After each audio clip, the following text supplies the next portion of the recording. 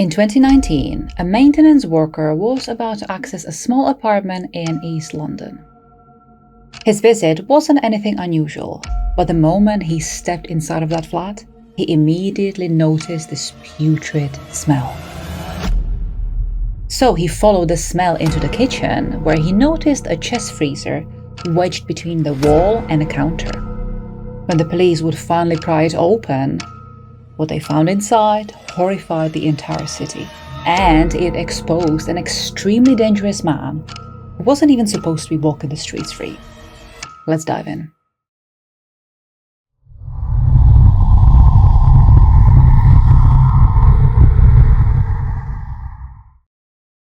In 2012, a 20-year-old woman named Henriett Szucs, also known as Heni, packed her bags and relocated from Hungary to the UK. Heni was just after splitting from her husband, and so wanting to start afresh, she chose London as her new home. Heni was very artistic. She loved to draw, and so she would often be seen hunched over a piece of paper, which she would transform into drawings of butterflies, fairies, and angels. But unfortunately, her new life in the UK could not have been more distant from the one of a fairy tale. Heni was deeply traumatized, and so she became extremely vulnerable. Now, because of this, she would actually be forced into prostitution, which also then led her to becoming addicted to several substances. She also became homeless and was even exploited by traffickers.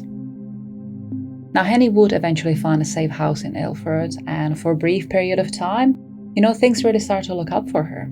She went back to her drawings, and she even started planning a college course. But unfortunately, that brief period of hope did not last long. By 2015, Heni was back in a very violent relationship.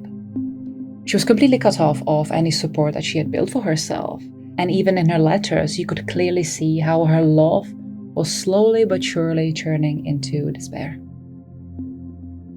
While she absolutely adored her new boyfriend, she was also becoming more aware of his temper. For example, in one of her many letters, she wrote this: "How can love turn into hatred just like that?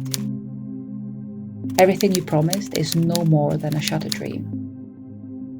But then, Heni just vanished. There was no trace of her, but also nobody was really looking for her. And so her name slowly faded away. But as it would turn out, this is where our story is just getting started. 1 year later, so in 2016, another woman enters the scene. This was a 34-year-old Mihrican MJ Mustafa, a mother of 3 from Canning Town in London. MJ, also known as Jan, was a talented dancer, and she even taught street dance to children. She was this extremely vibrant person who loved to sing karaoke, doted on her kids, and was known to everyone in her neighborhood.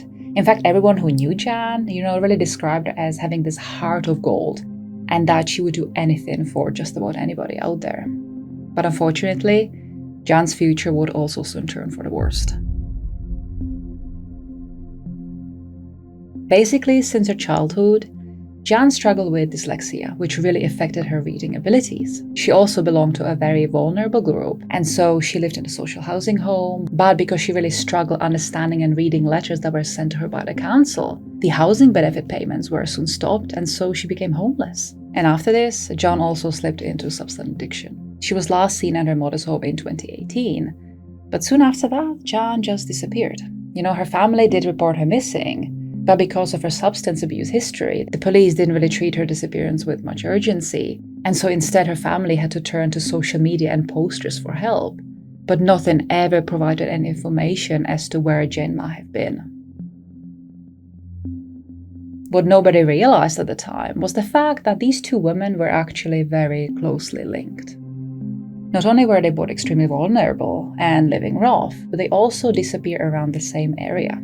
But the real reason as to how these women were actually linked would only come out in 2019 after a completely random event. And this, together with all the additional discoveries that I'm about to tell you, sent shockwaves through London. Now, before we get to the why and who part, I tell stories like this every single week, and so if this is something you enjoy, then give in to your morbid curiosity and come and join the community.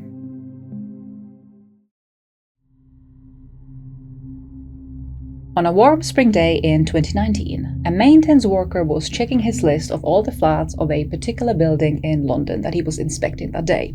He was just after marking off the one he visited, he put his list away and he began going down onto the ground floor, which is where the following flat he was inspecting next was located. Now at first he tried knocking on the door, but as nobody was answering, he went to unlock the door with the own key he had actually secured from the landlord. Now the truth was that the maintenance worker was there to actually inspect what was going on inside of the flat, because the person living in there had stopped paying the electricity bill several months ago. But as soon as the worker stepped inside of that flat, he was hit with this horrible stench coming somewhere from deeper within the flat. Now he immediately pinched his nose because he had never smelled anything as bad as this ever before. And so he began wondering if there might be something rotten in the kitchen, maybe like an old takeaway or a piece of meat. And so the worker began navigating through the flat, but this was actually proving out to be difficult. Basically, everywhere you looked, there were stacks of clothes, there was broken furniture and rubbish. It almost looked as if the person living there must have been some sort of a hoarder, or at least he was extremely messy, because not only did it look like the flat hadn't been cleaned for years, it actually looked kind of abandoned. Now the worker went through the hall and turned right into the kitchen, and when he did, at first he looked a little bit confused because there wasn't really an immediate sign of what might be producing this really horrible smell. But then he noticed this large freezer, tucked in the corner of the kitchen, closed shut with duct tape. And so not really wanting to touch anything in there because the worker began having a really bad feeling about all of this. Instead, he turned around, left the flat, and called the police. The investigators would arrive about half an hour later, and when they entered the flat, they too were taken aback by how strongly it smelled. But knowing where this was really coming from, they wasted no time and went straight to the kitchen. There, they cut the duct tape off the freezer and opened it. And what they found inside still haunts them to this day. Wrapped in plastic and some bedding and stuck one on another were 2 human bodies. The discovery was so gruesome that even seasoned detectives described the scene as the worst they had ever encountered. The investigators, they immediately secured the entire flat, and the forensic team, they spent days combing through the scene. You see, the electricity had been cut off for months, meaning the freezer had actually thawed, and so the decomposition was very severe. But with the help of DNA testing and dental records, the investigators were actually able to identify the victims. And these would turn out to be the 2 missing women, Henriett Szucs and Mihrican Mustafa. Now naturally, the police began looking for the person who lived at the flat immediately, but this was actually proving to be difficult at first. The 36-year-old man named Zahid Younis wasn't the type of person you would notice really in a crowd. He lived in that cluttered 1-bedroom flat on Vandom Close, which was this very quiet residential area in Canning Town, London. But deep down, he was actually a very troubled individual. You see, Younis had been in and out of trouble since his teens for all sorts of robberies, assaults, and domestic violence. When interviewed, many of his neighbors describe him as this moody and strange individual, but polite enough to avoid any suspicion. However, Younis, also known to some as the Boxer because he liked the sport, had a long history of abuse, sexual offenses, and controlling relationships. Even before he met Heni and Jan, he was actually categorized as a medium-risk sex offender by the police. He would charm, isolate, and then abuse his victims. He locked women in cupboards, he physically attacked them, controlled their phones, threatened their families, and erased their support networks. And then back in 2000s, there was actually a 16-year-old victim who fell pregnant with him and who ended up being locked in one of those cupboards. And then there was another abused 12-year-old child who later married Younis in this Islamic ceremony she didn't really understand a word of because she didn't speak any Arabic. Now, after the girl was reporting as missing by her family, Younis was arrested and charged with assault, false imprisonment, and sexual activity with a child. But he was acquitted. But not before making calls to another young victim from the prison he had been briefly held at. He would then go on to essay this child, beat her, and she would too become pregnant with him. Now she would eventually go to the police, and so Younis was yet again charged with offenses that not only were related to this victim, but to another completely separate young teenage girl. Now, knowing all of this, the next part will really make you angry. In 2007, Younis successfully avoided conviction of 26 charges. Now, when the second girl had given her evidence, for some twisted reason that especially in the recent years is really on the rise in the UK, the judge ruled that Younis was to be cleared of all offences related to her. And the prosecution also followed with giving no evidence in other cases. So 20 offences altogether. Younis did plead guilty to one sexual offence and one assault against the other victim. But the trial was stopped, so he was released shortly afterwards. And what did he immediately do? He met a 17-year-old and quickly moved himself into her flat. He would then stop her from leaving her flat and again become extremely controlling and abusive.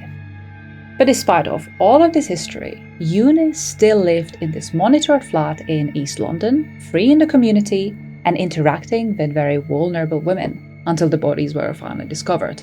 However, what the police didn't know was that Younis had actually a history with both of those missing women. It was Younis whom Heni wrote about in her letters, whom she had been so madly in love with, even though Younis began abusing her.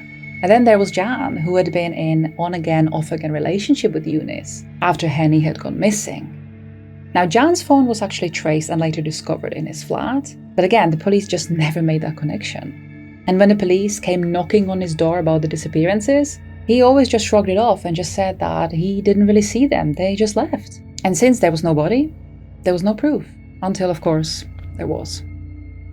But Younis had now vanished and nobody had any idea where he might have been. So the investigators, they traced his last known movements through the CCTV and they saw him walking with a limp, carrying bags and wearing this hoodie pulled tight over his face. And within days, they actually caught him hiding in a friend's house. He was even wearing these gloves because he was trying to hide all the scratch marks on his wrists and his hands. And when he was questioned about the freezer in this flat, Younis said something incredible. "I didn't kill them. They died in my flat by accident. I panicked, so I put them in a freezer." However, the investigators, they didn't really buy it. Both women showed signs of assault, and one had even injuries consistent with strangulation. And the freezer itself, well, it had been deliberately taped, sealed, and hidden under all of this junk. And so all of this really showed that this wasn't panic. It was concealment.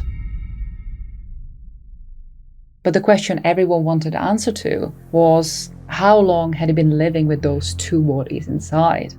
The forensic teams analyzed the evidence, and that's when they realized something very chilling. Heni's remains had been in the freezer for nearly 3 years. And Jan's for almost 2.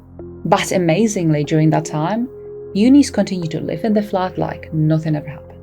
Neighbors saw him come and go. He had other girlfriends over at his place. He watched TV, he cooked food, he took naps, all while 2 corpses just sat there a few meters away from him. But the most twisted fact is that the police actually came inside of that flat back on the November 10th, 2016. And of course, at the time, Heni's body was already locked up in one of the cupboards. And just a day later, Younis bought that freezer and transferred Heni's body into it.